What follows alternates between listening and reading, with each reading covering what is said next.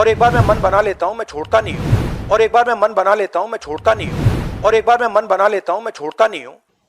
महिला आरक्षण बिल पर राहुल गांधी के तेवर कुछ इस तरह से दिखाई दिए कि अब मैं छोड़ूंगा नहीं। और आज अपनी उस प्रेस कॉन्फ्रेंस में उन्होंने प्रधानमंत्री नरेंद्र मोदी और भारतीय जनता पार्टी सरकार को पानी पी पी कर कोसा है। दोस्तों, मैं आपको बतलाना चाहूंगा कि राहुल गांधी ने स्पष्ट शब्दों में कहा कि अगर यह सरकार चाहे तो आज महिला आरक्षण जो है लागू हो सकता है, मगर एक साजिश के तहत इस मुद्दे को 10 साल तक लटकाएगा। राहुल गांधी ने कहा कि मैं अब इस मामले से पीछे नहीं हटने वाला हूं और ओबीसी की भागीदारी और महिलाओं को हक दिलाने का काम जरूर करूंगा। उग्र तेवर में दिखाई दिए राहुल गांधी। राहुल गांधी ने कहा कि मोदी सरकार ने 2 शर्तों को लागू करके इस मुद्दे को 10 साल के लिए स्थगित कर दिया। बकौल राहुल गांधी, इसके साथ 2 शर्तें भी थी कि महिला आरक्षण करने से पहले जनगणना और परिसीमन करवाना होगा, जिसे करने में कई साल लगेंगे। सच्चाई यह है कि महिला आरक्षण को आज लागू किया जा सकता है। संसद और विधानसभा में महिलाओं को आरक्षण दिया जा सकता है, लेकिन मोदी सरकार यह नहीं करवाना चाहती। वो सिर्फ गुमराह कर रही है। गुमराह किस चीज से? जातिगत जनगणना से। यानी कि कहीं ना कहीं जातिगत जनगणना को लेकर मोदी सरकार की जो नर्वसनेस है, जो कहीं ना कहीं सुप्रीम कोर्ट के सामने भी दिखाई देती है, जब तेजस्वी यादव और नीतीश कुमार उनके सामने आते हैं उस वक्त भी दिखाई देती है। राहुल गांधी उस मुद्दे को यहां पर टटोल रहे हैं। उन्होंने एक बार फिर संसद में दिए गए अपने उस भाषण की उन बातों को दोहराया कि किस तरह से 90 सचिवों में सिर्फ 3 ओबीसीज हैं और 87 फॉरवर्ड कास्ट के। लिहाजा जो पॉलिसी मेकिंग होती है उसमें इस बात की छाप भी दिखाई देती है। राहुल गांधी ने कहा कि ताकत का स्थानांतरण जब तक सही मायने में नहीं होगा, यह पूरी की पूरी प्रक्रिया जो है बेमानी है। उन्होंने याद दिलाया कि जब देश आजाद हुआ था और जब अंग्रेजों ने कहा था कि भाई हम ताकत दें तो किसके हाथ में दें, तब उस वक्त के स्वतंत्रता सेनानियों ने कहा था कि ताकत जाएगी आम इंसान के हाथ में। और इसी मुद्दे को उन्होंने महिला आरक्षण और साथ ही उसमें ओबीसी महिलाओं की भागीदारी के साथ जोड़ दिया। मैं चाहूंगा कि आप राहुल गांधी के इस पूरे प्रेस कॉन्फ्रेंस को सुने कि आज उन्होंने किस उग्र अंदाज में इस मुद्दे को उठाया है। आइए सुनते हैं। कुछ दिन पहले पार्लियामेंट का स्पेशल सेशन अनाउंस हुआ और काफ़ी फैनफेयर से पुरानी पार्लियामेंट बिल्डिंग से नई पार्लियामेंट बिल्डिंग में ट्रांजिशन हुआ। वो अच्छी बात है और मेन फोकस स्पेशल सेशन का, पहले तो मालूम नहीं था ये स्पेशल सेशन क्यों हो रहा है, स्पेक्यूलेशन काफ़ी हुआ और फिर पता लगा कि इसका मेन फोकस महिला आरक्षण है। उसके बाद महिला आरक्षण तो बड़ी अच्छी चीज है, उसके बाद ये 2 क्लॉजेज, इसमें 2 फुटनोट्स हमें मिले। एक की महिला आरक्षण करने से पहले, महिला आरक्षण देने से पहले हमें सेंसस करना पड़ेगा और दूसरा डिलिमिटेशन करना पड़ेगा, और इन दोनों चीजों को करने के लिए बहुत साल लगेंगे। सच्चाई यह है कि महिला आरक्षण को आज किया जा सकता है। 33% आज जो सीट्स हैं लोकसभा में, विधानसभा में, वो महिलाओं को दी जा सकती है। कोई कॉम्प्लिकेटेड मामला नहीं है, मगर सरकार वो नहीं करना चाहती है। सरकार ने ये देश के सामने रख दिया है, मगर रियलिटी ये है कि ये इंप्लीमेंट आज से 10 साल बाद होगा। ये भी नहीं मालूम कि होगा या नहीं होगा। तो एक प्रकार से ये डिस्ट्रैक्शन टैक्टिक है, डाइवर्जन टैक्टिक है। डाइवर्जन किस चीज से हो रहा है? डाइवर्जन ओबीसी सेंसस से हो रहा है। मैंने पार्लियामेंट में सिर्फ एक इंस्टीट्यूशन के बारे में बात की, वो जो हिंदुस्तान की सरकार का सेंटर है, कोर है, जो हिंदुस्तान की सरकार को चलाता है, कैबिनेट सेक्रेटरी एंड सेक्रेटरीज। और उसमें मैंने एक छोटा सा सवाल पूछा। प्रधानमंत्री कहते हैं कि वो ओबीसी के लिए बहुत काम कर रहे हैं। अगर प्रधानमंत्री इतना काम कर रहे हैं तो 90 लोगों में से सिर्फ 3 लोग ओबीसी कम्युनिटी से क्यों हैं? पहला सवाल। दूसरा सवाल, मैंने यही एनालिसिस बजट को देख के की कि भैया पूरा हिंदुस्तान का बजट क्या है और ये जो ओबीसी ऑफिसर्स हैं ये इस बजट में से कितना कंट्रोल कर रहे हैं और क्या कंट्रोल कर रहे हैं। आदिवासी क्या कंट्रोल कर रहे हैं, दलित क्या कंट्रोल कर रहे हैं। ओबीसी हिंदुस्तान के 5% बजट को कंट्रोल कर रहा है, ओबीसी ऑफिसर्स। तो मुझे बात समझ नहीं आ रही है। प्रधानमंत्री हर रोज ओबीसी की बात करते हैं, ओबीसी प्राइड की बात करते हैं, मगर ओबीसी के लिए किया क्या? अब जब मैंने ये बात बोली, उनका रिस्पॉन्स बड़ा इंटरेस्टिंग है। वो कहते हैं कि लोकसभा में हमारा रिप्रेजेंटेशन है। लोकसभा में रिप्रेजेंटेशन का क्या लेना देना है? मैं कह रहा हूं कि बजट डिसीजन जो लेते हैं, जो बजट को ऑफिसर्स हैं, जो बजट को कंट्रोल करते हैं, 5% ओबीसी निर्णय ले रहे हैं। और मैंने सिर्फ यह सवाल पूछा, क्या हिंदुस्तान में ओबीसी की आबादी 5% है? यह मैं जानना चाहता हूं। अगर 5% है तो फिर वो ठीक है, उसको मैं एक्सेप्ट करने के लिए तैयार हूं। मगर अगर वो 5% से ज्यादा है तो मुझे यह पता लगाना है, और एक बार मैं मन बना लेता हूं, मैं छोड़ता नहीं हूं, मुझे यह पता लगाना है ये ओबीसी हिंदुस्तान में कितने हैं, और जितने हैं उतनी भागीदारी इनको मिलनी चाहिए। अब आप किसी लोकसभा में किसी भी एमपी से पूछ लीजिए, लोकसभा को टेंपल ऑफ डेमोक्रेसी कहा जाता है।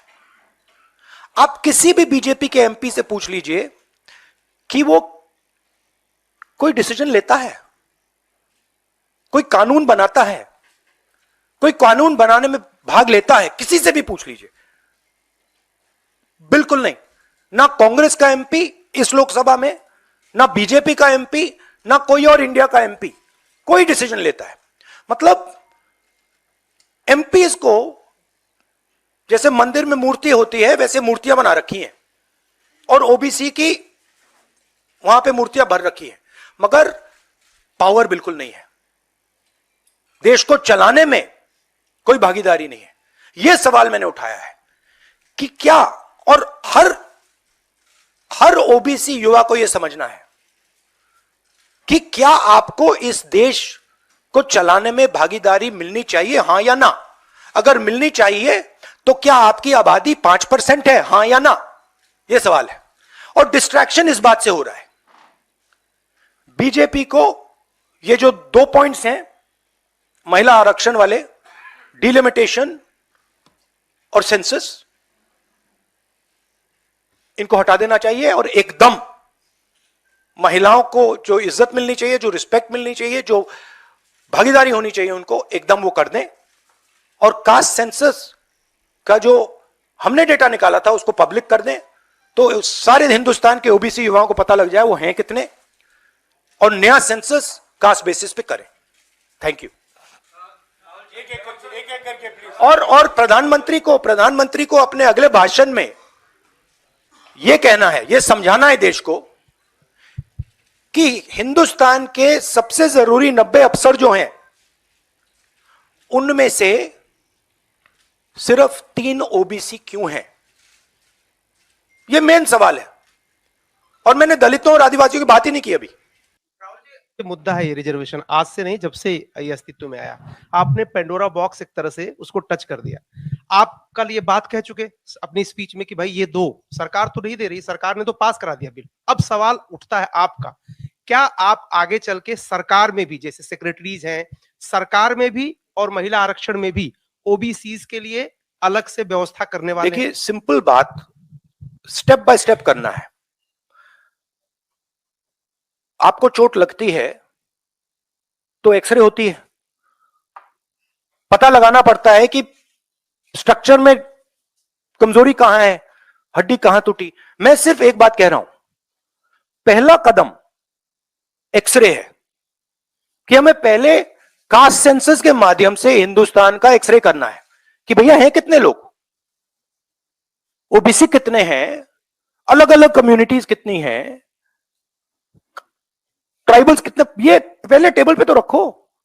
डिसीजन लेने से पहले अगर हम अपने सामने डेटा ही नहीं रखेंगे तो डिसीजन कैसे लेंगे? वो तो आपने बात की बात की, मगर पहले हमारे सामने डेटा रखो। डेटा रखोगे, मैं आपका जवाब दे दूंगा। आज तो डेटा ही नहीं है। दूसरी बात, मैंने अपने भाषण में कहा कि आजादी की जो मूवमेंट थी वो एक शुरुआत थी। Distribution of power, transfer of power to the people of India, Hindustan के लोगों को पावर ट्रांसफर करने का पहला बड़ा कदम था। उसके बाद हमने और कदम लिए हैं। कास्ट सेंसस से जो डेटा निकलेगा वो हिंदुस्तान की जनता को और पावर ट्रांसफर करने का तरीका है। मैं कह रहा हूं कि हिंदुस्तान के जो ओबीसीज हैं, दलित्स हैं, ट्राइबल्स हैं, बाकी लोग हैं, महिलाएं हैं, उनको हमने ट्रांसफर ऑफ पावर करना है। उनके लिए हमें पावर ट्रांसफर करना है, उनके हाथों में पावर डालनी है। फाउंडेशन वो है, और कास्ट सेंसस की जरूरत है, क्योंकि उसको समझे बिना हम ये कर ही नहीं सकते। देखो, हमारे समय जितने भी थे, सही रिप्रेजेंटेशन होना चाहिए। हमारे समय कम था, वो भी खराब है। इनके समय कम था, कम है, ये भी खराब है। हम चेंज चाहते हैं, ठीक है। मेरा कहना है कि जब मैंने ये आंकड़ा देखा, मैं हिल गया। मैं बिलीव नहीं कर सकता था कि 90 सेक्रेटरीज में से 3 ओबीसी के हैं। मैं शॉक हो गया, मैं हैरान हो गया, ये क्या हो रहा है? और इसको बदलना है। हिंदुस्तान के जो आम जनता है, गरीब जनता है, उनको पावर देनी है। Rahul ji, you just said that you want that the power should be transferred to women and OBCs and other backwards. You know, this is a form of transferring power. The Prime Minister has said that this bill will lead to an era of women-led development. Do you feel that in the present form, this bill will be able to achieve this goal? Considering that it is Yeah, not being implemented now. The problem is the implementation. So what they have said is, we are placing a bill on the floor of the House, but we will implement it 10 years from now. What does that mean? That's like the Prime Minister saying, you know, we are going to place a bill on OBC caste census in the floor of the House, and we're going to do it in 30 years. What does it mean? Means nothing. So we agree with the bill. Remove these 2 clauses and make it happen today. And don't insult the intelligence of India's women, because India's women understand what you're doing. Rahul ji, आप बहुत महत्वपूर्ण सवाल उठा रहे हैं। एक तो देरी का, दूसरा ओबीसी के कोटे की मांग कर रहे हैं। सवाल यह है कि 2010 में जब यूपीए के समय में बिल आया था, तब अगर यही कोटा जो आज कांग्रेस मांग कर रही है, अगर दे दिया होता तो ये कानून शायद 10 साल पहले बन जाता। तो ये जो आपसे सवाल पूछा जा रहा है कि आज आप कोटे की बात कर रहे हैं ओबीसी की, क्योंकि आप विपक्ष में हैं। जब सत्ता पक्ष में आप बिल लेकर आए थे, उस समय ओबीसी कोटा क्यों नहीं था, और क्या इसका आपको रिग्रेट है, अफसोस है कि उस समय ओबीसी कोटा नहीं दिया कांग्रेस ने? 100% रिग्रेट है, 100% रिग्रेट है। वो उस टाइम कर देना था, और इसको हम करके ही छोड़ेंगे। Rahul ji, Mr. Gandhi, what has changed since 2010 to now that you have shifted your stance on OBC support? We have not shifted our stance. You're maybe not well informed. We are the party that did the caste census. We carried out an entire census getting caste data. We didn't release it at the time. There was a discussion, internal discussion. We should have released it at the time, and it should be released now. There is no change in our view on this. Sir, there was near unanimity in the passage of the bills. Do you think that a wider consultation process should have been followed before bringing the bill in the special session? We are okay with the bill. We have supported the bill. Right? Please understand the technicality. We are in full support of the bill. We don't agree with the two little footnotes that have been put in the bill that basically mean that the bill is going to be implemented 10 years from today. We support the bill. Everybody, there's nobody in the house who didn't support the bill. Rahul ji, मेरा सवाल ये है कि जब भी आप कोई issue उठाते हैं तो आप लोग खासतौर पे राहुल जी आपके ऊपर, आपके परिवार के ऊपर और आपकी पुरानी सरकार के ऊपर पर्सनल अटैक किए जाते हैं, आप लोगों के ऊपर अटैक किया जाता है। आपने ओबीसी का मुद्दा उठाया, आप लोगों के ऊपर अटैक किया गया और उसके बाद आप बेबाकी से आपने बोला भी कि मैं रिग्रेट करता हूं कि हमारी सरकार में इसको शामिल कर लिया जाता तो बेहतर होता। आखिर सरकार की क्या मंशा है? 6 महीने के बाद लोकसभा चुनाव है, 5 राज्यों में विधानसभा चुनाव है, सरकार की क्या मंशा है कि ऐसे वक्त में बिल लाया गया, पास करा लिया गया, डिलिमिटेशन और परसिमन की कोई बात नहीं हुई? नहीं, मुझे, जैसे मैंने कहा, मुझे लगता है कि ये एक डिस्ट्रैक्शन टैक्टिक है और दो मुद्दों से बीजेपी घबराती है, डिस्ट्रैक्ट कराना चाहती है और ये रिलेटेड हैं। एक है अदानी जी, जो देश का पूरा धन अपने हाथों में कॉन्सेंट्रेट कर रहे हैं, और दूसरा कास्ट सेंसस। तो ये रिलेटेड चीजें हैं और इन दोनों बटन को जब मैं दबाता हूं, जैसे यूं दबाता हूं, बीजेपी एकदम जंप करती है। तो क्यों करती है? क्योंकि वो जो ओबीसी कम्युनिटी है, सचमुच में उनको पावर नहीं देना चाहती है और वो पावर अदानी जी के हाथ में कॉन्सेंट्रेट करना चाहती है। राहुल जी, आपसे सवाल ये है, क्योंकि जब आपने लोकसभा में भाषण दिया, आपने 90 में से 3 सेक्रेटरी और ओबीसी के जो ओबीसी कम्युनिटी है उसके हालात के बारे में बात करी। अगर 2024 में इंडिया ब्लॉक जो आपका बना है वो पावर में आता है, तो क्या इन चीजों को आप जल्द से जल्द इंप्लीमेंट करेंगे? क्योंकि बीजेपी साफ तौर पर कह रही है कि आपके भाषण के बाद से साफ लग रहा है कि ओबीसी कार्ड या ब्लॉक या कांग्रेस पार्टी खेल रही है। तो आप अगर पावर में आते हैं तो आप क्या सबसे पहले ये देखिए, ये वो कार्ड की बात करते हैं, कार्ड के बारे में सोचते हैं। मैं कार्ड के बारे में नहीं सोचता हूं।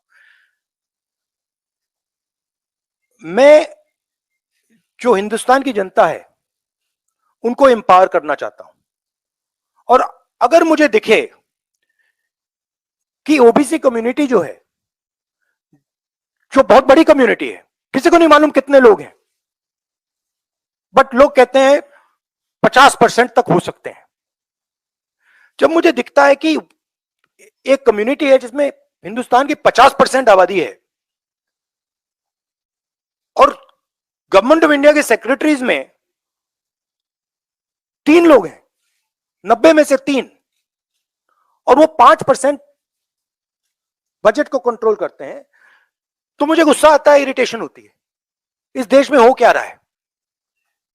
एक तरफ हम अदानी जी को देश के पूरे इंस्टीट्यूशंस पकड़ाने हैं, नरेंद्र मोदी जी, और दूसरी तरफ जो हिंदुस्तान की रीढ़ की हड्डी है, जो हिंदुस्तान को चलाते हैं, उनको हम हिंदुस्तान को चलाने में, सरकार को चलाने में कोई जगह नहीं देते हैं, दबा के निकाल देते हैं। तो इससे मुझे इरिटेशन हो रही है और जैसे ही हमारी सरकार आएगी, हमने वहां पे कर्नाटक में कहा था कि जिस दिन आएगी उस दिन हमारी 5 गारंटीज लागू हो जाएंगी। यहां भी मैं कह रहा हूं, हमारी सरकार आएगी, कास्ट सेंसस होगा और देश को पता लगेगा कि हमारे ओबीसी भाई कितने हैं, दलित भाई कितने हैं, और उनको देश को चलाने में भागीदारी मिलेगी। ये मैं आपको कह रहा हूं। ये छोटी प्रोसेस नहीं होगी, एक दिन में नहीं होगा, मगर नियत समझिए।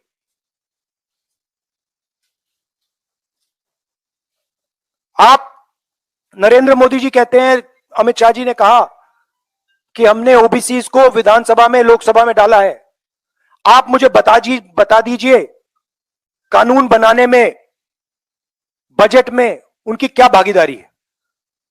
पहले 50-60 साल पहले डिबेट्स होती थी, एमपीज का रोल होता था, एमपी कानून बनाते थे। हमारी पार्टी में भी एमपीज को हम रोल देते हैं, उनसे बातचीत करते हैं, नारेगा में इन्वॉल्व करते हैं। आप किसी भी बीजेपी के एमपी से पूछ लीजिए, विधानसभा में किसी भी स्टेट में पूछ लीजिए, सरकार चलाने में उनकी क्या भागीदारी है, जवाब देंगे हमारा कोई रोल नहीं है। ये जो मैंने मूर्ति की एनालॉजी आपको दी है, ये बीजेपी के एमपी ने मुझे लोकसभा, पुरानी बिल्डिंग में लोकसभा के बाहर बुलाया कि हमें यहां पे बैठा रखा है, हमारा फायदा उठा रहे हैं, हमारी कोई भागीदारी नहीं है सरकार को चलाने में। Thank you. दोस्तों, एक बात तय है कि राहुल गांधी इस मुद्दे को अब बिल्कुल भी छोड़ने नहीं वाले हैं। उन्होंने इस मुद्दे को थाम लिया है और यह ना भूलें कि इंडिया गठबंधन में उनके साथ अति पिछड़े वर्ग की राजनीति से जुड़े कुछ विश्वसनीय चेहरे भी हैं, चाहे वो नीतीश कुमार हो, चाहे वो तेजस्वी हो, चाहे वो अखिलेश यादव हो, और ये तो सिर्फ उत्तरी भारत की हालत है। ऐसे में राहुल गांधी और इंडिया गठबंधन में कुछ पार्टियों के साथ जो उनकी साझेदारी आने वाले समय में, खासकर चुनावों का जो वक्त आ रहा है, वो जो टीम होगी और वो जो राजनीति होगी, वो खासी दिलचस्प होने वाली है। अभिसार शर्मा को दीजिए इजाजत। नमस्कार।